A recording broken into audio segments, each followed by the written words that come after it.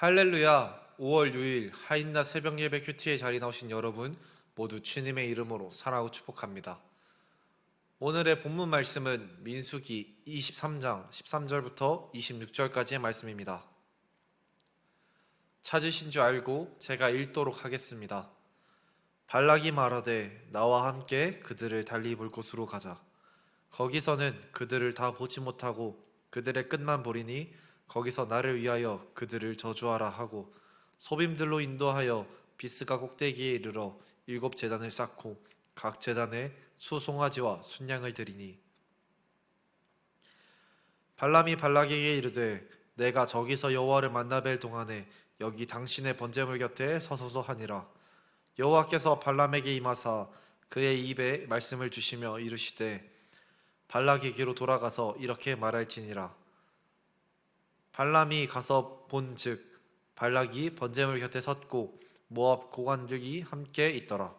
발락이 발람에게 이르되 여호와께서 무슨 말씀을 하시더냐. 발람이 예언하여 이르기를 발락이여 일어나 들을지어다. 십볼의 아들이여 내게 자세히 들으라. 하나님은 사람이 아니시니 거짓말을 하지 아니시고 인생이 아니시니 후회가 없으시도다. 어찌 그 말씀하신 바를 행하지 않으시며 하신 말씀을 실행하지 않으시랴. 내가 축복할 것을 받았으니 그가 주신 복을 내가 돌이키지 않으리라. 야곱의 허물을 보시지 아니하시며 이스라엘의 반역을 보지 아니하시는도다. 여호와 그들의 하나님이 그들과 함께 계시니 왕을 부르는 소리가 그 중에 있도다. 하나님이 그들을 애굽에서 인도하여 내셨으니 그의 힘이 들소와 같도다. 야곱을 해할 점술이 없고 이스라엘을 해할 복술이 없도다. 이때 야곱과 이스라엘에 대하여 논할진대 하나님께서 행하신 일이 어찌 그리 크냐 하리로다. 이 백성이 암사자같이 일어나고 수사자와 같이 일어나서 움킨 것을 먹으며 죽인 피를 마시기 전에는 눕지 아니하리로다 하매 발락이 발람에게 이르되 그들을 저주하지 말고 축복하지도 말라. 발람이 발락에게 대답하여 이르되 내가 당신에게 말하여 이르기를 여호와께서 말씀하신 것은 내가 그대로 하지 않을 수 없다고 하지 아니하더이까. 아멘. 저는 오늘의 본문 말씀에서 변하지 않으시는 하나님에 대하여 묵상하게 되었습니다. 오늘의 본문에서 발락은 이미 이스라엘을 향한 저주가 실패하였음에도 이스라엘을 계속하여 저주합니다. 발락은 앞선 실패의 원인을 혼자 분석해보고 그 실패의 원인이 그 실패의 이유가 장소에 있다라고 판단하게 됩니다. 그 결과 이들은 13절과 14절의 말씀처럼 장소를 옮겨 제사를 드리게 합니다. 발람은 발락의 요청대로 이전과 유사한 방식으로 여호와께 제사를 올려드립니다. 하지만 발락의 의도와는 다르게 저주의 제사는 실패로 돌아가게 되고 하나님은 발람을 통하여 발락에게 이렇게 말씀해 주셨습니다. 먼저 하나님은 인간이 아니시기 때문에 실수하거나 변함이 없으신 분이라는 것입니다. 발락은 앞선 실패에도 하나님의 뜻을 자신의 뜻대로 바꾸기 위해 이방 신들에게 바쳤던 그 제사들처럼 더 좋고 더 많은 그러한 제물들을 여호와 하나님께 바치고자 했습니다. 또한 이렇게 바침으로써 이전에 실패했던 그 제사가 자신의 뜻대로 바뀌기를 하나님을 회유하고 하나님의 뜻을 바꾸고자 했습니다. 하지만 하나님은 변덕이 심한 이방 신들과는 다르게 변함없으신 그런 하나님이셨습니다. 하나님은 이스라엘 백성들을 복 주시기로 작정하셨습니다.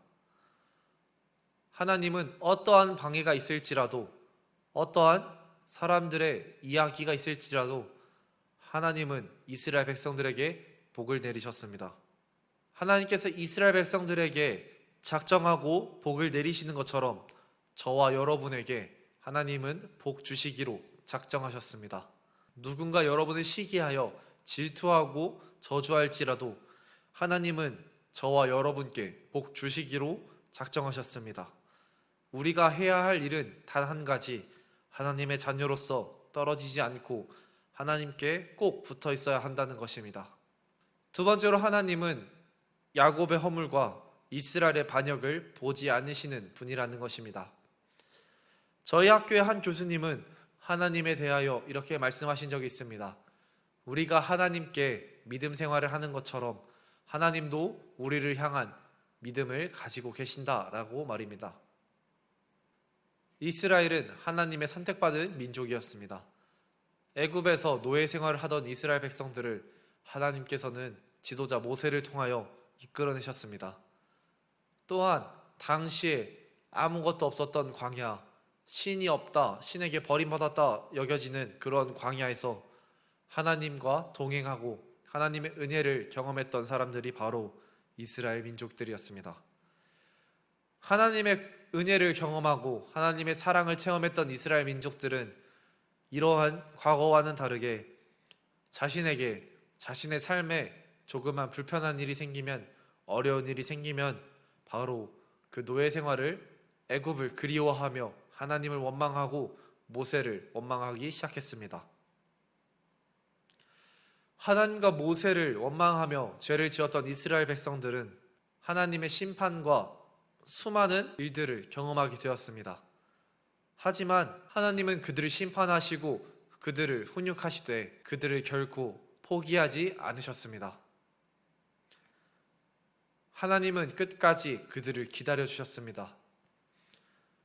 이스라엘 민족을 끝까지 기다려주시고 지금도 기다려주시고 계시는 하나님께서 여러분을 포기하지 않으십니다. 하나님은 자신의 백성, 하나님의 백성을 끝까지 포기하지 않으십니다. 하지만 하나님께서 절대로 포기하지 않는다라고 해서 하나님의 백성이라는 생각에 내 마음대로 죄를 짓고 내 마음대로 살아가면 안 됩니다. 우리는 하나님께서 이스라엘 백성들을 교육하시기 위해 사용하셨던 심판과 훈육들을 우리는 기억해야 합니다. 하나님께서 여러분을 어느 방향으로 어떠한 옳은 길로 인도하실지는 모르겠지만 여러분이 하나님을 떠나고 죄에 빠져 살아간다면 하나님이 어떠한 방법을 통해 여러분을 교육하실지는 알지 못하겠습니다. 하나님은 우리가 회개할 때 이전의 죄들을 잊으시기로 작정하신 분이십니다. 만약 하나님을 떠나 살아가고 있다면, 만약 하나님을 외면하고 있다면 하나님께로 돌아와 회개하고 순종의 삶을 살아가시기 바라겠습니다. 마지막으로 하나님은 만왕의 왕이시라는 것입니다. 본문 시대를 살아가던 사람들은 모든 것이 신과 연결되어 있다라고 생각했습니다. 이들의 나라와 이들의 마을, 이들의 지역은 신들과 연관되어 있었습니다. 모든 것이 신과 연결되어 있던 시대에서 왕은 신들로부터 권력을 이양받은 존재였습니다. 이들의 땅과 이들의 모든 소유, 심지어 자기 자신 또한 신들의 소유라고 생각했었습니다. 이러한 이들에게 비가 오는 것과 비가 오지 않는 것, 농사가 잘 되는 것과 되지 않는 것, 심지어 전쟁에서 이기고 지는 것들 또한 신들의 전쟁을 통해 일어나는 결과라고 생각했습니다. 그렇게 이런 시대를 살아가고 있었던 사람들에게는 점술이라는 것이 필요했습니다. 하지만 하나님은 그러한 점술들 위에 있었던 분이셨습니다. 점술을 의지해야 하던 시대에 점술이 통하지 않는다는 것은 그 시대의 사람들에게 큰 충격이었고 하나님은 그 어떠한 이방의 신들보다 높으신 분이라는 것을 의미했습니다. 이스라엘 민족들을 애굽이라는 강대국에서 꺼내시고 자신이 약속해 주신 그 땅으로 묵묵히 인도해 나아가신 하나님께서 세상의 어떠한 방법으로도 이길 수 없는 만왕의 왕, 만군의 왕이시라는 사실입니다. 만왕의 왕이시고 만군의 왕이신 하나님께서 저와 여러분의 하나님이 되어주셨습니다. 언제나 우리를 향하신 변하지 않는 사랑을 보여주시고 기다리시고 언제나 바라보고 계시는 그 하나님을 의지하시고 하나님께로 나오시는 여러분이 되시기를 예수님의 이름으로 기도드리겠습니다.